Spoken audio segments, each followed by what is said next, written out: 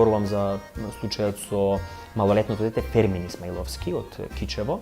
Значи станува збор за малолетно дете кое што има 8 години, кое што не е запишано во матичната книга на родените. Како технички асистенти излегувме на терен во населбата Прилепска, покрај река, каде што има населено околу 100 семејства. Одевме од куќа во куќа да прашуваме дали знаат за нивните права или некаков вид на дискриминација. Кога наидовме кај семејството Фазлиовски, наидовме на случај кој дете има 6 години и не е запишано во матична книга на родени. Не е запишано во матичната книга на родените, бидејќи едноставно во тој момент неговиот родител, татко, кој што сега моментално сака да му го оствари тоа право, бил правно неук, не знаел какви действија треба да превземе. Неговата мајка е со непозната адреса, замината е некаде, не може да се пронајде. Ти мајка му ние дедеме, уште не беше мажна таја, е зобресува. Само го остави детево, како што седише кај мене избега. Поради проблеми разведување на таткото и мајката, и така станува да не се запише во матична книга. Па треба да имат лечење, треба да имат изор, треба по школа долу. Таму су била во натрешни со неја, сега не е крива таја, татко е крив. Оти таа немаше ни лична карта, ни извод. Не беше заведено. Ја му баров кад тоа да му дава, тој ме лажише. Убаво го прашавме, му рековме има документи и имат. Добро, да не ги даеш документите. Рече, дајте ми 100 евра, ја ќе ви дадам документите. И ние му викаме зошто пари. Ти треба да беше наш да ни објасни, добро, дека ова нема документи, а тоа не важеше. Сега ќе ви пуштиме, сега ќе ви одам. И така татко го фаќаше и не, сега вели нека дојде ли татко ми со мене, вели, да ми изизвај, да ме пишат, вели, ја одма, вели, ќе дојда, вели, цувас, вели, ќе го пиша детево. Поради видевме дека детето више за умирање. И мораше ние да си го земиме детето. Си го побара татко. Дека лично си е негове. Бевме социјално кај нас. 100 пати побаравме. Чудат ти правиш, рече, кој ти заведе да рече овде, како да ти дајме, рече. Едно обично ливче барање да го поднесеш, тебе не ти го прифаќаат. Зошто не ти даваат образложенија, а законски мора да го прифатат? Ние, адвокатот знае како да постапи, странката не знае, сигурно би се обесхрабрила и не би ја продолжила понатам постапката. После во социјално бе. Исто беше мажена таја. И таму ја однесевме. Нема рече што да правиме, рече. Адвокатот се обидува нели да го достави, повторно не му се прифаќа такво барање, заради тоа што службеното лице сметало дека не треба да го прими. Во тој случај ние знаеме алтернативата која го праќаме по пошта барањето, каде што мора да го прими во таа смисла службеното лице и понатаму продолжуваме со постапување. Институциите во денешно време се праќаат од една врата во друга врата, така да и тие не се толку ажурни. Некои не сакаат ни да се замарат, така да те праќаат од една во друга врата. Значи поднесовме барање по пошта, тоа барање не беше верификувано, значи во нивниот регистар, нели деловодник или како ли го нарекуваат, не знам.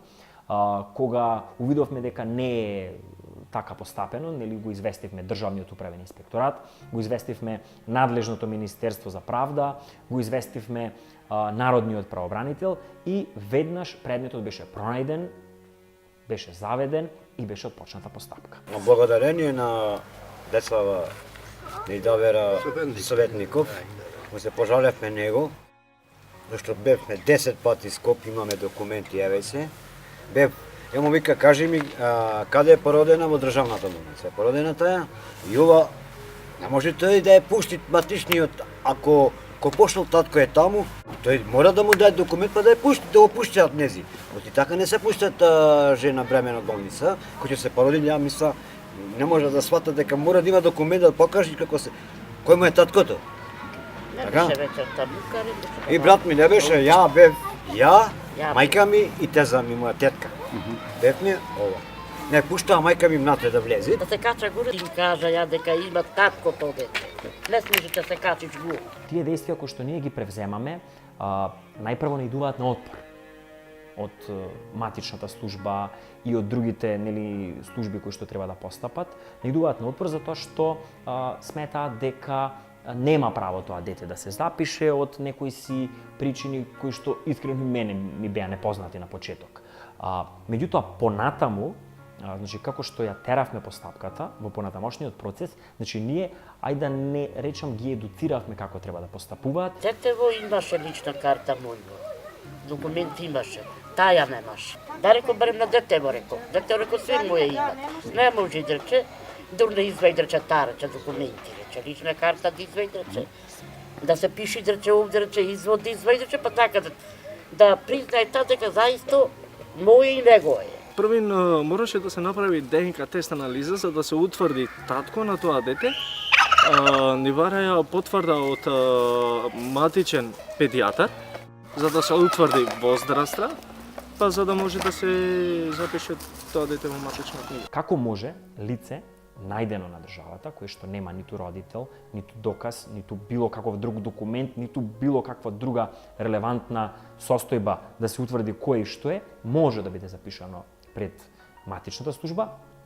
Ова дете, кое што има родител, имаме потврда за негова возраст од доктор, имаме ДНК анализа дека истиот родител е негов биолошки татко, имаме документи од болница кога е роден, која година, кој период, каде, значи и редица на други документи, изјави од сведоци, сега да не ги набројувам сите, и за ова дете не може, заради тоа што мајката не му била така и покрај тоа што законот не го вика. Значи, вие го дискриминирате. Дискриминацијата се перцепира од аспект на нееднаков или неправеден третман кон одредена група на граѓани или кон индивидуалци заради некои од нивните карактеристики. Имаме две ситуации кои што бараат исто право. Едниот располага со повеќе можности и докази да се запише, не се запишува, а другото не располага со никаков доказ се запишува. Тоа е дискриминација. Во сите предмети кои што ги работам сум се соочил со низа на ситуации кога ромската популација е дискриминирана. Дискриминацијата како облик е регулирана со закон, значи во нашиот правен систем. Ние дискриминацијата ја користиме како елемент токму во кореспонденцијата, значи со управните органи со кои што постапуваме, бидејќи најчесто станува збор за управни постапки. По тој предмет се свика колегиум на ниво на матичната служба. Понатаму беше сменет службеното лице кое што постапуваше од лице со понизок чин со лице во повисок чин кое што треба сериозно и здраво се фати исто работата. Управниот инспекторат констатира повреди на постапката. Народниот правобранител секојдневно, да не речам, им реагираше и тоа се на база на тој момент. Најчесто луѓето се правно неуки. Посебно кога зборуваме за ромска популација која што е често пати маргинализирана, значи луѓе кои што се без образование, неедуцирани, без основни права, без можност за интеграција и вклученост во општеството, значи истите не располагаат со познавање за нивни основни права. Имаме едно картонче самошно, имаме, знати, децава кој е тоа картонче, со него на приватно плаќаме по 300 милиарди, кај ќе му најдава. А ја ако извад денеска ќе го излече ова дете. Со кои услови ова дете? Ова треба да се школува, ова треба утре да се жени, така? Треба тоа дете да има кров. Ќе благодарение што ние не го оставивме детето тука, оти тоа ова ќе беше заминато. Брат ми си работи приватно, си го гледа, не е ни гнабено, ни тепано, ни ништо. Си бараме за детето да си го заведеме, да си имате но школо, да си имате но работа, тоа да видиме чисти спрема него и тоа го бараме ние. Знати овде комшиве сите, еве. Овие се овде сите гледаат.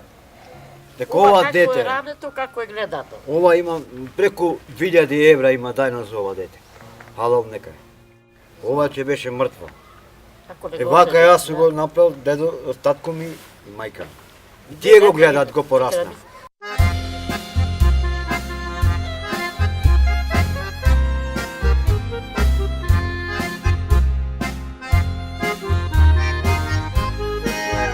Адвокатот Горан Гроздановски од Тетово, кој е ангажиран во проектот од страна на Национален ромски центар, кажа дека е при крај на постапката на запишување на тоа дете во матична книга на родени. Детево само сака да ми се пише. Тоа ми е најбитно.